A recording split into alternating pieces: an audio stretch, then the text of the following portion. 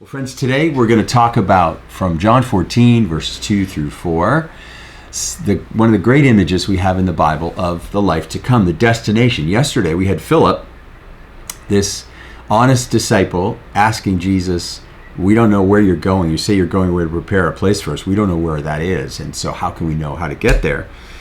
And Philip needed to take a little closer look at the image that Jesus had given in verses 2, 3, and 4. So we're going to do that today.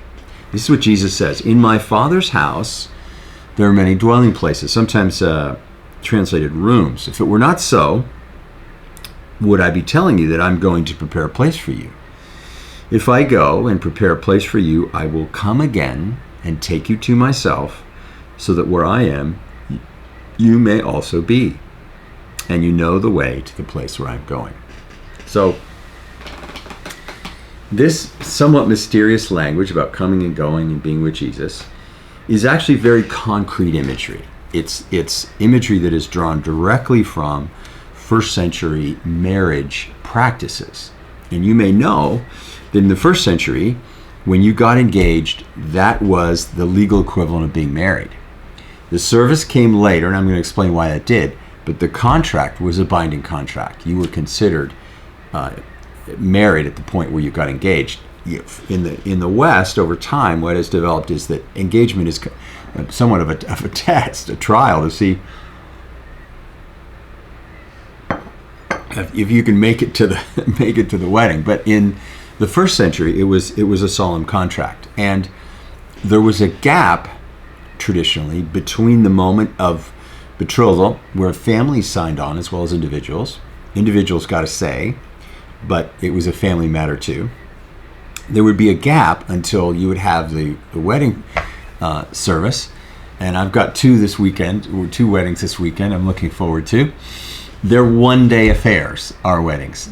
They were week-long affairs in the first century, where you would have 2 meals a day that were wedding feasts. You'd have breakfast and a lunch, and then people would go away and come back the next day, and the whole village would come. And so wedding services and marriages were just a tremendous event in the first century.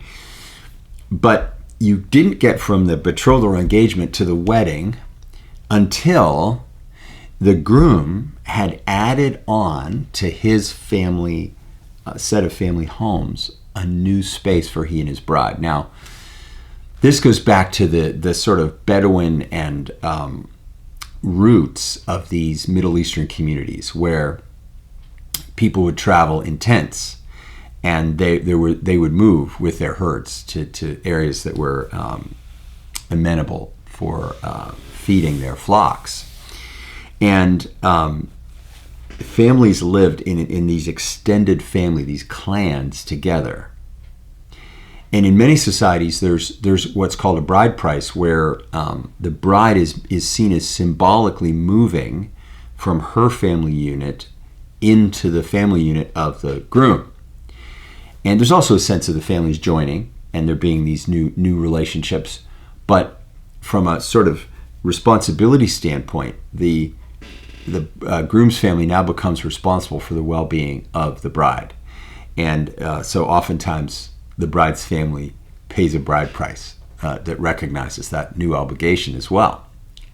So this said, what we have here is Jesus is describing himself as if he was the groom and his disciples are the bride.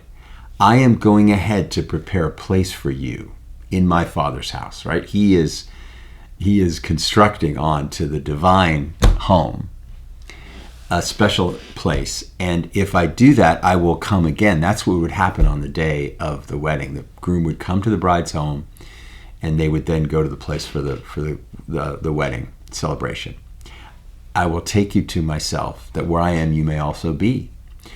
And so this is just a wonderful, homey, rich image, and it's a love image. It's a promise image. It's an image where Jesus is saying, we're meant to be together, and nothing will be able to break that bond. And I'm going to get things ready for you for this life to come. And there's going to be joy and celebration in it. far from fear and anxiety. There will eventually be joy and celebration. Let's take a moment to pray. Gracious God, thank you that the next life is an intimate experience within the divine family, an experience of love. Thank you for deciding to welcome your wayward children into your heavenly home. May we live as those who know death leads homeward and not downward into nothingness. We ask this in your Son's name. Amen.